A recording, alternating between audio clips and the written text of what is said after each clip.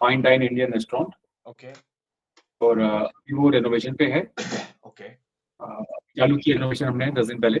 Okay 4 साल से हम लोग रन कर रहे हैं उसको हम्म और फाइन डाइन इंडियन रेस्टोरेंट है।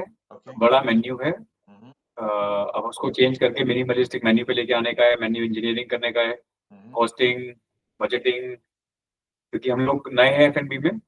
मैं और मेरे पार्टनर हैं, पार्टनर वहाँ होते हैं, मैं यहाँ दुबई में होता हूँ। अच्छा ओके पार्टनर संभालते हैं और वो भी नए हैं एफ&बी में, उनको भी इतनी समझ नहीं है और प्रॉफिटेबिलिटी बहुत कम आ रही है as compare to the revenues. तो I am sure this lot of pilferage, lot of leakages happening अब एंड वहां पर सर, कॉस्टिंग अब कंट्रोल वो में तो नहीं आपको है। पता ही है। देखिए गुप्ता जी, मैं 2-3 प्रोजेक्ट्स कर रहा हूँ जहां पर आपका ये तंजानिया में है, दर es salaam। वहां पर जो वेलवर्थ ग्रुप है ना, वो भी मेरे क्लाइंट हैं, समीर जी।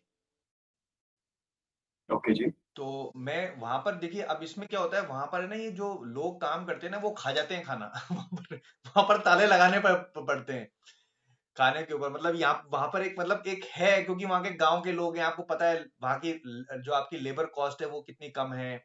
अब वो आते हैं, वो देखते हैं, जैसे आप कोई चिकन तंदूरी बना रहा है तो एक वो खा जाएगा। सो मेरे 2-3 शेफ्स हैं जो अफ्रीका में हैं, तो दे शेयर मी दिस थिंग।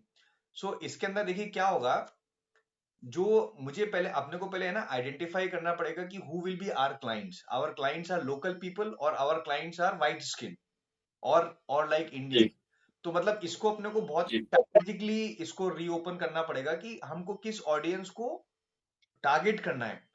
मतलब हर एक ऑडियंस के लिए इंडियन फूड की प्रेफरेंसेस अलग है। जैसे आप दुबई में जी। हैं, तो दुबई के अंदर से बार दुबई है, वहां पर मेरे 1-2 क्लाइंट है। पहले मैंने रामी है वहां पर भी किया है। अब जो जो अरब्स खा रहे हैं खाना, उनके लिए इंडियन फूड अलग है। और जो आपकी आवाज गायब हो गई है। और मतलब जो बार दुबई के अंदर जो अरब्स खा रहे हैं खाना, उनके लिए इंडियन फूड अलग है। और जो देरा बाजार में जो सिंधीज हैं, उनके लिए इंडियन फूड अलग है। सो ऐसे ही बिल्कुल ऐसा ही अपने, है। करेक्ट, जो आपको ये जो आपकी पर्टिकुलर दर es salaam में प्लेस है, अपने को स्पेसिफिक करना पड़ेगा कि यार ये अपन इंडियन फूड किसके लिए बना रहे हैं। मतलब क्या, किस ऑडियंस को हम लोग टारगेट कर रहे हैं।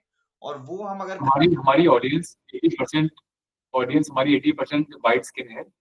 अलग अलग यूरोपियन देशों के लोग हैं। अ, मान लीजिए अब 60% होंगे वाइट, 20% होंगे इंडियंस एंड 20% होंगे लोकल्स। ओके, तो अब आपका जो मेन्यू होना चाहिए, ये होना चाहिए मॉडर्न इंडियन फूड। जी So this food has to be बिल्कुल। modern Indian food with, innovative food, like, chicken tikka with some, couscous into that, innovatives in that, so that, what happen, that food meet their food preferences, like, जी flavor and aroma। तो उस तरीके से आप मुझे एक बार detail भेज दीजिएगा रेस्टोरेंट का। एंड एक बार मैं उसको थोड़ा स्टडी कर लेता हूँ, उस जगह को, उस सबको स्टडी कर लेता हूँ। और फिर मैं आपको एक प्रपोजल देता हूँ कि इसको कैसे कर सकते हैं। और फिर मैं आपको एक प्लान देता हूँ, when you like it, will get it done for you. जी जी। और क्या है कि जैसे मैं बताया कि हमें थोड़ा कॉस्टिंग, बजटिंग, वो सब मेन्यू हो जाएगा इंजीनियरिंग, ये दोस्त, सब चीजें। वो सब हो जाएगा। देखिए राइट। इसमें क्या होता है गुप्ता जी, मैं बताता हूँ आपको। फूड के अंदर जो फार्मूला होता है, उसमें दो फार्मूले काम करते हैं। एक, या तो आपका जो मेन्यू है, you are specialise to particular one category of food, like Domino's, KFCs, and these are specialised. The second formula is कि आपके पास में वॉल्यूम बेस अगर बिजनेस है, तो वॉल्यूम बेस्ड बिजनेस में क्या होता है कि ऑटोमेटिकली प्रॉफिट आ जाता है। जो आपकी कॉस्टिंग इधर उधर हो रही है, उसके पीछे कारण यह है कि मुझे लगता है कि you have lot of feathers in your cap. और इसलिए क्या होगा कि वो जो आपकी कॉस्टिंग्स हैं, वो जो जो आइटम बिक नहीं रहा है, वो बन तो रहा है, उसका प्रिपरेशन तो हो रहा है, प्री प्रिपरेशन तो हो रहा है। अब वो बिक नहीं रहा है, तो वो क्या कर रहा है, आपका जो प्रॉफिट है, एक्सपेंसेस, उसको लेके जा रहा है। बिकॉज फूड इज, जी आज आपने बिरयानी नहीं बेची चावल की, तो 3 दिन के बाद चावल डस्टबिन में डालना ही है। तो राइट तो राइट थोड़ा राइट। सा हमको समझना पड़ेगा कि हम क्या मॉडर्न फूड लेके आए हैं वहां पे। क्या हमारे रेवेन्यू टारगेट्स हैं, कितनी हमारी सिटिंग अरेंजमेंट्स हैं, उसके हिसाब से हमारा क्या रेवेन्यू बजट होना चाहिए, उसके हिसाब से क्या एक्सपेंस होने चाहिए, कौन कौन से रॉ मटेरियल चाहिए, उनके क्या क्या पार स्टॉक लेवल चाहिए, all this working need to be done. वो प्रॉब्लम सॉल्व हो जाएगा। आप कितने साल से चला रहे हो इसको? 4 साल हो गए हैं। 150 पैक्स का रेस्टोरेंट है। 120 का था, अभी हम ये पौने 200 का कर देंगे, जो रेनोवेशन के बाद पौने 200 का हो जाएगा। छोटा मोटा और पार्टीज वगैरह आप जो है करते हैं साथ में अगर आप, गेट टुगेदर्स पार्टीज वगैरह, उसका भी बहुत अच्छा टिकट साइज है, वो करते हैं वहाँ पे? काफी काफी होती, काफी होती। हाँ, उसमें उसमें ज्यादा कमाई है। छोटे-छोटे इवेंट्स होते हैं, जी, छोटे फंक्शंस उसमें ज़्यादा कमाई है। जी, जी। बाकी हमारे रेस्टोरेंट में दारू कम बिकती है। अपने को दारू पे भी फोकस रखना है कि दारू भी ज़्यादा बिके, अल्कोहल ज़्यादा सेल हो।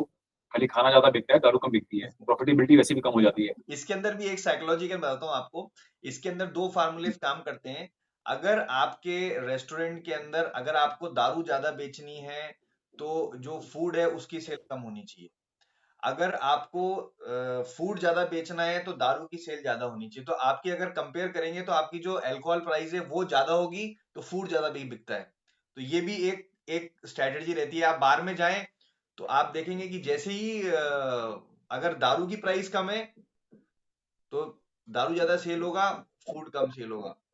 तो किसको कॉम्प्लीमेंट बनाना है एक दूसरे का, मतलब the food is complement to the alcohol और alcohol is complement to the food. अब इसमें जो हुँ, प्रॉफिट है वो दारू में ज्यादा है। हुँ, बिल्कुल। खाने के अंदर तो पूरा चिकन लाओ, प्रोसेस करो, ये करो, वो करो। दारू में तो बॉटल खोली, पैक बनाया, प्रॉफिट आया। और सही प्रिविलेज भी बात है, नहीं सही बात। उसके अंदर, तो वो तोल के ही देगा, वो नाप के पाक मेजर से ताप के देगा, तो प्रॉफिट है। अब चिकन में तो वो बोलेगा चिकन खराब था, छोटा आ गया, टंगड़ी आ गई। So there is a lot of scope. The rooms are there for people to move around पिल-पिलेज। on that point. So ये जी, सारी जी, चीजें जी। हैं। और आप मैनेजमेंट के लिए मैनेजर्स और लड़के भी सप्लाई करते हैं जो हमारे जो वहाँ पर मैनेजमेंट सँभाल लें, कुछ 1-2 बढ़िया फ्लोर सँभाल लें पूरा? Yes, I can recruit. मैं भी वहां के लिए तो कर ही रहा हूँ। कॉर्पोरेट जीएम शेफ्स वगैरह सारे वो तंजानिया के लिए मैं ही कर रहा हूँ। वेलवर्थ रिसोर्ट है, उनके 8 रेस्टोरेंट्स हैं वाइल्ड लाइफ के सारे आसपास में तंजानिया में। और उनका दाल सलाम में ही उनका हेड ऑफिस है। तो I get it done, no problem. एक बार मुझे आप रेस्टोरेंट का एक बार वो भेज दीजिए, प्लान देख लेते हैं, फिर उसके हिसाब से स्ट्रैटेजिकली कर लेंगे, नो प्रॉब्लम। तो आपको क्या-क्या चाहिए आप मुझे एक बार मैं अरुण जी को बोलता हूँ, आपको मेरा नंबर शेयर कर देंगे। आपको क्या-क्या चाहिए मुझसे एक बार मुझे प्लीज़ आप व्हाट्सएप कर दीजिए, मैं आपको सब चीज़ें प्रोवाइड कर देता हूँ। आई थिंक वो एक अगर एक अपन एक ग्रुप उनको बोलिए ग्रुप क्रिएट कर दें, तो वो इजी रहेगा। rather देन वन टू एक ग्रुप क्रिएट कर देते हैं। I ask everything. No problem, no problem. Thank you. या ठीक थैंक है, यू। ठीक है शायद। Thank thank you. You. Bye, take care.